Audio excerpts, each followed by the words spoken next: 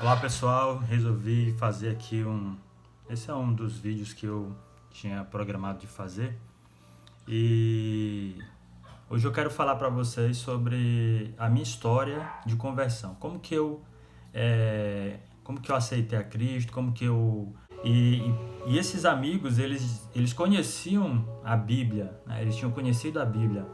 Inclusive tinha um desses amigos, Fernando, que ele entrou na igreja acho que com 10 anos, 11 anos, e ele permaneceu. Entrou ele e os dois irmãos, eram três, e eles permaneceram. E aí permaneceu na igreja o Fernando, Fanilson e Fábio saíram. E aí eu os conheci, devido a gente andar, e tinha aquela galera, e a gente começou a andar juntos. E aí quando teve um dia a gente veio andando da casa da mãe de Fanilson, eles eram os pais separados, né? E a gente tava vindo da casa da mãe de Fanilson andando, eu, Fanilson e Fernando. E aí conversa vai e a gente tinha uma mochila. E aí essa mochila era de Fernando, né? E aí eu venho com a mochila, a gente peguei a mochila e engraçado que a mochila tinha só um livro, né? E aí quando eu abri a mochila, peguei o livro. E aí esse livro, ele despertou em mim uma curiosidade.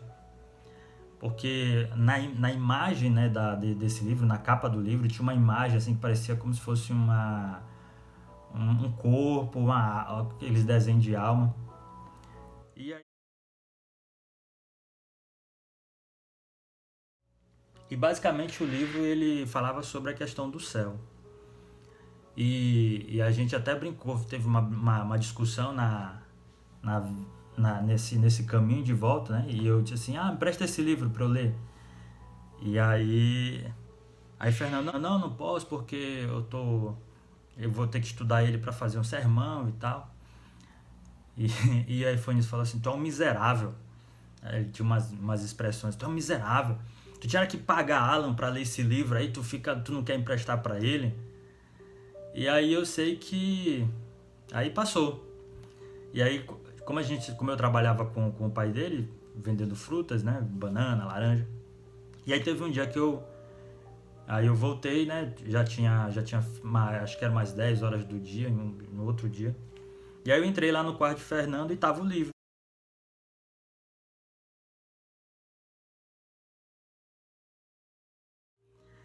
E aí eu comecei a ler o livro. E naquele dia foi algo assim, uma experiência, de que foi a minha experiência de conversão, foi naquele dia. Porque o livro basicamente ele falava sobre pessoas que diziam que tinham morrido e iam para o céu, né? E viu uma luz no final do túnel, andava num túnel, e aí quando chegava ali no final do túnel eles encontravam uma luz, aquela coisa toda. E contando as experiências dessas pessoas, né? E o autor, George Vanderman, ele chegou assim, mas imagine um céu onde não tem Jesus, um céu onde as pessoas não olham, não tem anjos, não tem... São só pessoas andando com uma harpa ali, andando numa grama e tal, aquela coisa.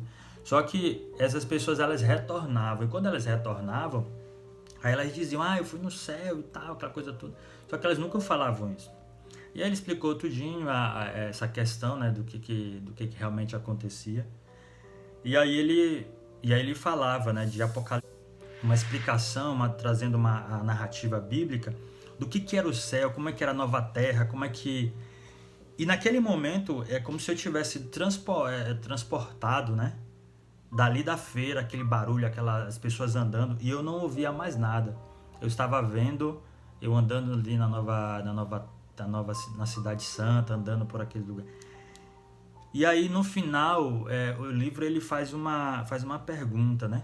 Ele falou assim, que céu você quer ter? E eu pergunto para você, que céu você quer ter? Quer ter um céu com uma grama, um gramadinho andando? Ou você quer ter uma nova terra, um novo céu, onde Deus habita, onde os anjos habitam, onde os salvos habitarão, onde as pessoas que andaram com Jesus durante toda a eternidade, durante toda a vida, vão ser ressuscitados e vão andar com Jesus? Que céu você quer ter? E o interessante é que o autor ele perguntava, né, o que você quer? E eu lembrei de uma aula que eu tive com a minha professora, eu não lembro qual é a série, e a professora ela falando, né, as plantas elas nascem, crescem, reproduzem e morrem. E o ser humano da mesma forma. O ser humano ele nasce, ele cresce, ele casa, se reproduz e morre.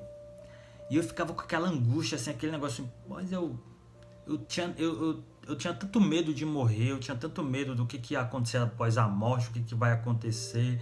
E as pessoas falavam da reencarnação, e fica assim, você vem. Eu falei, mas por que eu não lembro da vida passada? Por que. E aí ficava assim umas perguntas assim sem resposta na minha cabeça. E aí a partir desse momento que eu despertei, né, para a Bíblia, eu via as pessoas indo para a igreja, eu ia para a igreja, mas não pegava a Bíblia para ler. E a partir daí eu comecei a ler a Bíblia, né? Então eu comecei a ler todos os dias e comecei a procurar as coisas e ler sobre Jesus e aceitar a Jesus. E eu comecei a estudar o livro do Apocalipse, que até então eu tinha muito medo do livro do Apocalipse, porque Apocalipse fala de besta, fala de chifres e aquela coisa toda, e besta que sai do mar, e eu tinha assim a questão do inferno, e eu ficava com medo de tudo isso. Eu comecei a ler o livro do Apocalipse, e gente, o livro do Apocalipse ele é um evangelho.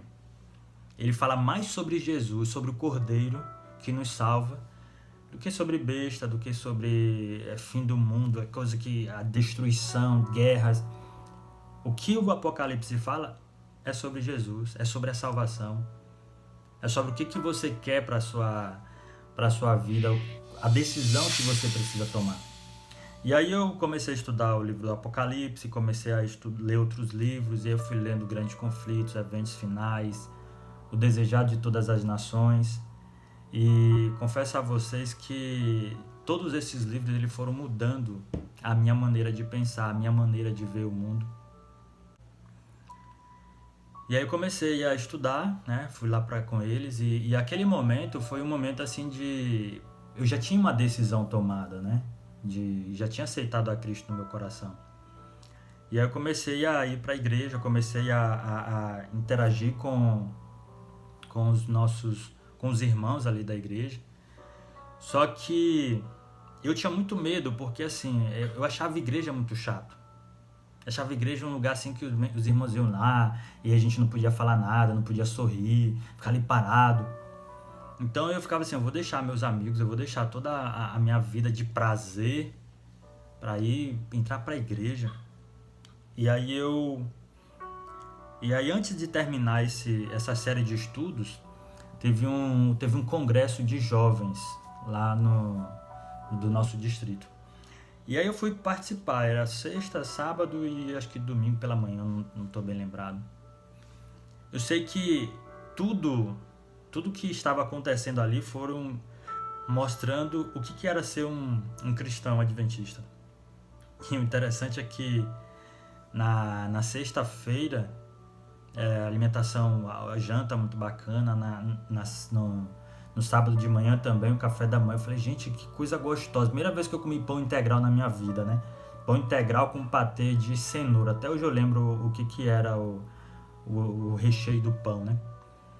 E ali nas palestras, nos sermões, e eu lembro que quando o pastor estava pregando sobre a primeira visão de Ellen White, falando sobre a caminhada, e que quando as pessoas tiravam o olhar de Cristo, as pessoas estava em escuridão e aí as pessoas caíam.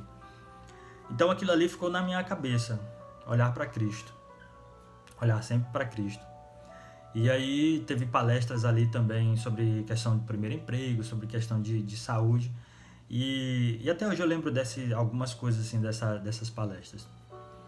E aí quando eu retornei, e aí no dia 6 de janeiro de 1999, então eu fui batizado na igreja.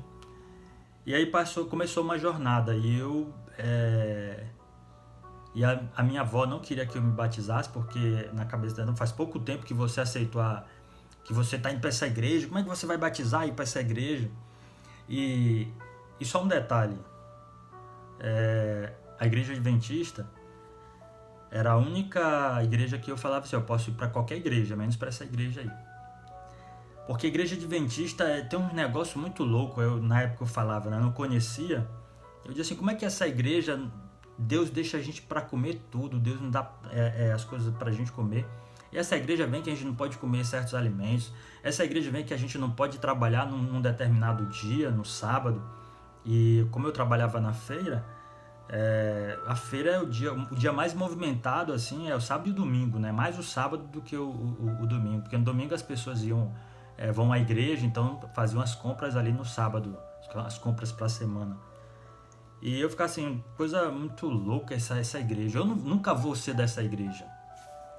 Só que eu falava isso porque eu não conhecia a igreja adventista. Não conhecia o que essa igreja ensinava a respeito da Bíblia. E as pessoas só diziam, isso é uma seita, né? É uma seita. E, e outro dia até alguém até brincou, né? Disse assim, ela é uma seita mesmo, aceita tudo, aceita a Bíblia, aceita o sábado, aceita a volta de Jesus. E foi assim, dessa maneira que eu aceitei a mensagem, que eu aprendi a mensagem de salvação.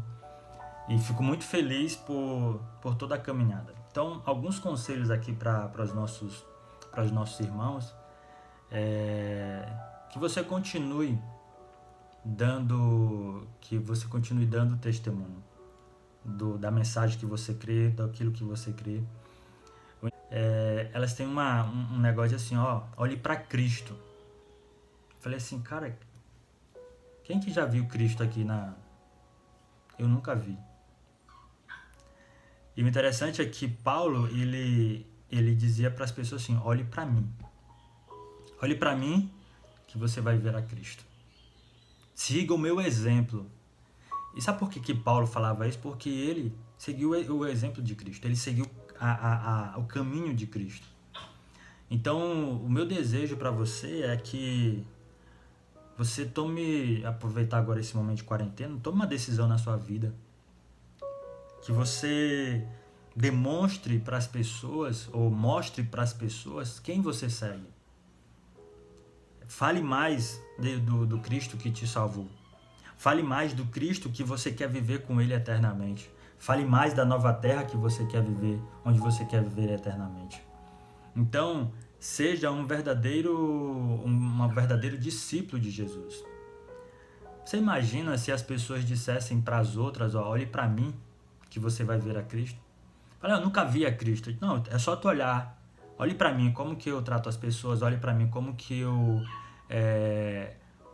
me comporto, e você vai ver a Cristo. Se cada um de nós que somos cristãos começasse a ler os ensinamentos de Cristo, assim, Senhor, me ajude a demonstrar os teus ensinos para as outras pessoas.